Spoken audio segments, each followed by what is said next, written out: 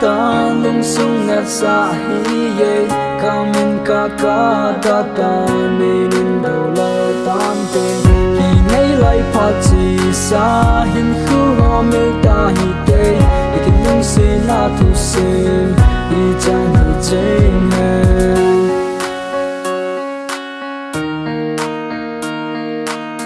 Sena lung si na hi jingin kala lung sin nin kana ngai he e nang bo lung si jing din tin ka lung thimin ka ki ten lung si kana chang la jing hil lan ka na te min gol lung now di nei ne tir khau jing ka lung mo na ding nei no om pi jing e ken jong ta han tin lung mo na chung ka hin nei ta hin la ka lung ga bong na hi zo the boy Valentine's Day in the phone na hin boli park akimutu din na hin covid na hin nung sun tai ken jong e ma sei do thai lo vin lo hin nei chut jing ta Ni ya patchun lusi ni pi ham ti ka hin hetai go ka ki pa e lusi na hil jingin ka lung sunga ko ni hi khuwa dingin ka hin la tai chin na day na ngai ko min a veling ka lung sin na hin ti da jing mai tan hi chi hi nang la ke ya ding a chei na hi jing hen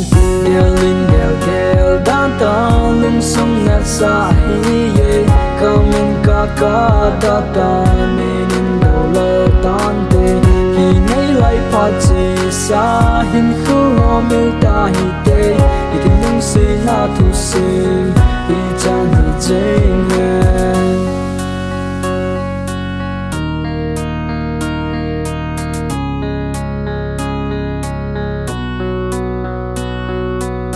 ka bo khile ne ngai dam min him tin ka lung si ne avele him ti zong le chun nang le kia ding ki pani khu chi tai avela ko ki thelo din a chi tai sen ti ding na si na him kai sa na dei chi na chi hi lo ham ama ko ma ki pana mu so enge ta na chi hi lo ham ke su da tan kap hi in mini do lal tan te na hin luk si lo zong ka hi boy ben nang le kia din si tui alone kom the boy ki si da tan hi hele na hin ken kan te ai ni ki ngai to sim anai me din a ha ai ti la ke ka lo bongin hin khu mang tai te nung ko ki te lo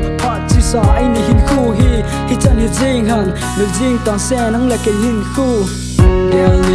gel dan ta lung sung na sa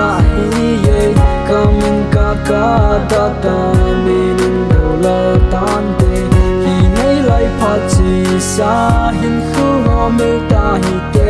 ikin lung si na thu sim hi chan hi cheng